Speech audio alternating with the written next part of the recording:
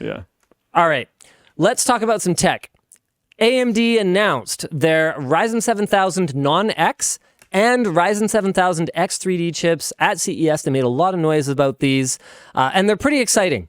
Okay, so last gen, the 5800 X3D, was kind of worse than the regular 5800X. Overclocking was locked.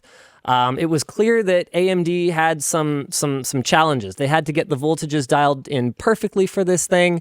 If I recall correctly, the clock speeds weren't even quite as high as the regular 5800X. Don't quote me on that one. The point is, this time around, the X3Ds are pretty darn aggressive. Base frequencies are lower, but turbo frequencies look like they are pretty equivalent to their non-X3D counterparts. That's exciting because they have double the level 3 cache, so we should see that same kind of gaming uplift, we hope, but they not only are going to have the extra cache, but they're actually coming in at lower TDPs, 120 watts versus 170 watts. I'm pretty excited about these. But I'm also really liking the look of the regular non-X 7000 series chips. And here, it's less about the specs and more about the difference in price. The 7900 is over $100 less than the X. It is theoretically, anyway, closer to a third of the power consumption than to half of it. Same cache, nearly the same turbo frequency, and much lower base frequencies. We see that on the 77 and the 7600s as well. But man, these things could be gaming monsters for a much lower price and much lower power consumption, which is a big deal these days. Meanwhile, Intel launched T-Series and regular non-K series chips that completely slipped under our radar. They're supposedly launched. I can't see anywhere you can buy them, and I didn't see a single review. We didn't even get so much as a heads up that these things were coming, let alone review samples, which leads me to believe that this could be bad. Here's the info on these. They are mistakenly labeled as unlocked, apparently. They are, in fact, not unlocked. Where is that? I don't actually see that here. But it's in my... Oh, yeah, there it is. Oh, it's up at the top. Sorry. It's right here at the top. Core unlocked desktop processors. Nope, they are apparently not unlocked. And so not only are they not unlocked for overclocking, but they also have more limited performance. Their TDPs are 65 or 35 watts, but turbo power can go as high as 219 watts on a Core i9-13900. But it won't do that forever. K-series chips will boost forever as of 12th gen, but non-K chips have power limits and will downclock to base clock after boosting for long enough. The Core i5-13600 and below also have some interesting characteristics. Level 2 cache drops to 11.5 versus 20 megabytes for the K variant. Remember how I was just talking about AMD's X3D chips and how adding more cache can be really great for gaming? Well, you can probably extrapolate what taking cache away is likely to do. Leaked slides showing this led to speculation that these chips are actually derived from Alder Lake. Oh, instead of Raptor Lake.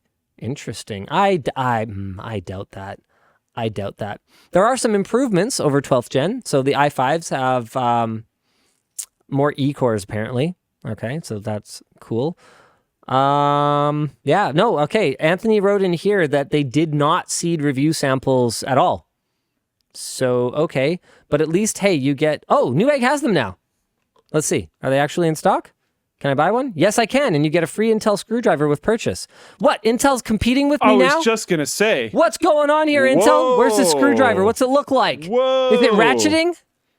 Okay. Whoa. Well, there they are. So we're going to have to get on this. And either Intel's going to have to send us some samples or we're just going to have to buy them because I want to know what the crap is going on. Oh, yeah. Here's something you won't find that Intel also quietly did on any promotional slides, but they quietly increased the price of most 12th gen chips by 10%. So this actually makes 12th gen more expensive than 13th gen. Okay. Our discussion question is, what is Intel trying to hide with these quiet launches and price adjustments? Maybe that its name competes with one of the biggest media companies in the world. T-Series. Thanks. Got 'em. Thanks for that. And how is Intel expecting these to keep up with AMD's also just announced Ryzen 7000 non-X processors? Maybe they're not, which is why they shadow launched it. Yeah, I guess so. It's a little weird. Good luck, Intel. Yeah. Speaking of good luck, Dell apparently wants to phase out chips made in China by 2024. Yeah. Dell plans to stop using Chinese-made semiconductors in all its products, including chips produced by foreign suppliers inside China. They're also telling suppliers to reduce the amount of other made-in-China components in products. Dell is reportedly concerned about U.S.-China tensions after the U.S. added Chinese memory chip maker YTMC and 21 other major companies in China, in China's AI sector, to a trade blacklist in December. Dell also expects to move 50% of production and assembly capacity outside of China by 2025. Most major brands are now sourcing most components from Taiwan and South Korea. Apple has moved a tiny fraction of their production to Vietnam, but the Vietnamese labor force is less than 7% the size of China's, with only 12% of those being classed as highly skilled.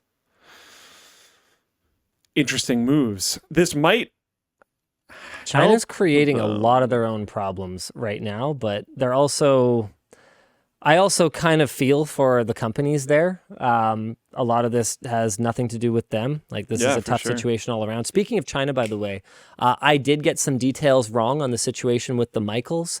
The whole thing where they arrested the Huawei CFO. I'm not going to say she did nothing wrong, because Huawei is a shady Extremely. company. Yeah. But that particular thing was a little more complicated than just she did something illegal and it was bad and should have been arrested. So there was a lot of political 4D chess going on, is all I'll really say about it at this point. The main takeaway from last week, though, was not the details. The point was, I'm not traveling somewhere that arbitrarily detains Canadians. That's it. Yeah. It's interesting, though, because if... Okay. Sorry. No, I'm going to jump in with this. Sue for AWS in Floatplane Chat. Why feel sorry for Chinese companies? They're owned and controlled by the Chinese Communist Party at the end of the day. Not all of them. That's why. Well, and that. That's my whole point. You answered your own question. Okay. Yeah. What I'm saying is this might be an interesting business move for Dell. I mean, they sort of directly called it out. But if one of the companies that they work with gets put on a block list, that could be extremely disruptive if it happens suddenly. But if they try to get ahead of the curve on this and work with companies that aren't going to be put on a block list because those companies are outside of there, say in Taiwan or elsewhere, or Vietnam or whatever, less disruption in the supply chain is good when you have a supply chain. It's going to be hard to have less disruption in the supply chain. I forget what the numbers are, but it's like an incredible percentage of Earth's rare earth metals are mined in China.